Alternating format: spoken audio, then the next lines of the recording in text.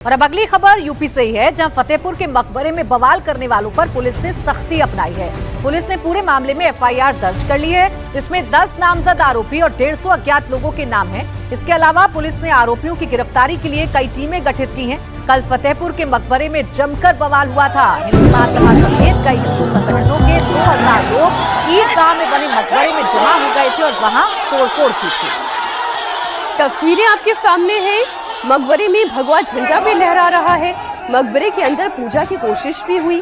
मुस्लिम समुदाय के लोग वहां पर पहुंचे, दोनों तरफ से पथराव भी हुआ।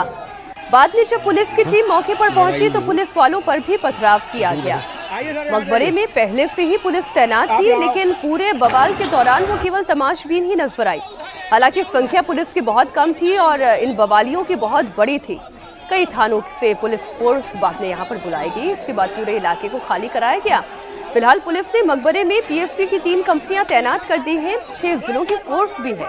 सीनियर पुलिस अधिकारियों को मौके पर तैनात किया गया है।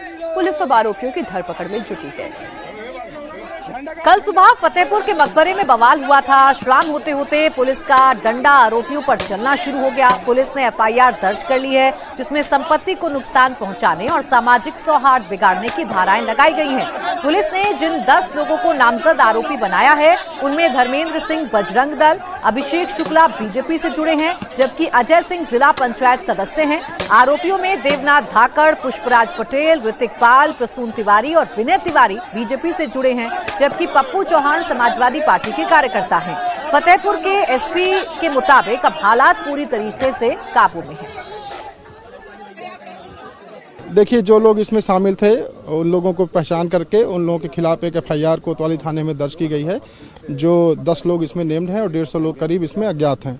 वीडियो फुटेज के माध्यम से उनकी पहचान करने का प्रयास किया जा रहा है। शीघ्र ही उनकी गिरफ्तारी सुनिश्चित की जाएगी। बीजेपी जिलाध्यक्ष की तरफ से चूंकि कॉल लिया गया था, क्या प्रशासन को जो जानकारी उन्होंने दिया था और यहाँ का जो एक्शन था, इसमें क्या डिफरेंस ज्यादा हो गया? देखिए, उन लोगों के द्वारा शांतिपूर्वक तरीके से अपनी यहाँ पे कार्यक्रम करने की बात कही गई थी, लेकिन जब वो लोग बैरिकेटिंग तोड़ने लग गए, जो कि हम लोगों के द्वारा लगाया गया था पूर्वानुमान करके, तब फोर्स का इस्तेमाल करके उनको पीछे किया गया और उनको यहाँ से बाहर किया गया। अभी इस वक्त आप देखेंगे यहाँ पर कोई भीड़ नहीं है, कोई भी लॉ एंड ऑर्डर की समस्या नहीं है। फोर्स यहाँ पे तैनात है और सभी लोग अपने अपने घरों में हैं। क्या एंटिसिपेशन करने में पुलिस से थोड़ा चूक हुई सर? देखिए, हम लोगों की जो फोर्स जो है वहाँ सर्किट हाउस पे भी लगी थी, वहीं यहाँ पे उनके द्वारा जब उधर से यहाँ चले तो फिर हमने उनके रास्तों में कई जगहों पे रोकने का प्रयास किया। उसी क्रम में कुछ लोग साइड से निकल के यहाँ तक आने में सफल हो गए। जो लोग मुकदमा सर दर्ज हो रहा है, क्या उसमें वो लोग भी हैं जिन्होंने इस कॉल को आह्वान किया था? हम लोग उनका नाम इसमें डाल रहे हैं और अभी आप लोगों को एफआईआर की डिटेल जो है शेयर कर दी जाएगी। सवाल ले लेता हूँ सर, क्या जो बीघा भूमि है, 10 बीघा की भूमि है,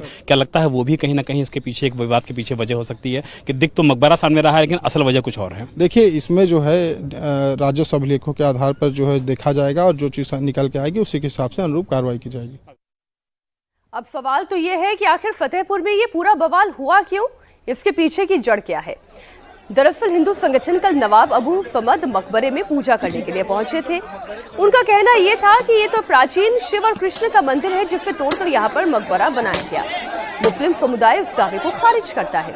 मुस्लिम समुदाय के मुताबिक ये मकबरा करीब 500 साल पुराना है और सरकारी रिकॉर्ड यानी कि गजट में भी ये दर्ज है। लेकिन हिंदू समुदाय का दावा यह है कि मकबरे की दीवारों पर त्रिशूल और कमल के फूल अंकित हैं, तो ये हिंदू मंदिर होने का निशान है। पूरा बवाल फतेहपुर बीजेपी अध्यक्ष मुखलाल पाल के ऐलान के बाद शुरू हुआ। मुखलाल पाल ने ही 11 अगस्त को मकबरे में पूजा पाठ का ऐलान किया था, लेकिन कल जो कुछ हुआ उसके लिए मुखलाल पाल प्रशासन को जिम्मेदार ठहरा रहे हैं। मुखलाल का कहना है कि प्रशासन एक वर्ग विशेष की मदद कर रहा था। बिल्कुल लापरवाही थी और एक वर्ग विशेष के लोगों से वह लोग मिले थे। और एक मैं गंभीर आरोप जो लगा रहा हूं, ये सनातनियों का जो आक्रोश फूटा है, जन आक्रोश, वो है यह सब कार्यक्रम जो चल रहा था इन मीटिंगों की दौर, जब यह हो गया था कि सभी लोगों को कल एकत्रित होना था, तो जो मजार में चादरें थी वो नई वहां कैसे बिछ गई? जब पुलिस प्रशासन लगी थी तो वो नई चादरें कैसे? इससे संदेह होता है कि एक वर्ग विशेष लोगों को लोग सांठगांठ किए। तो जिला प्रशासन वर्ग विशेष लोगों को सांठगांठ कर रहा था? बिल्कुल नहीं। नई चादर उस पर कैसे चढ़ गई? एक चादर दूसरी है, पहले के फोटो हैं, वीडियोज हैं, दोबारा सुबह कैसे चादरें बदल गई जब प्रशासन के हाथ में अंदर वहां था तो।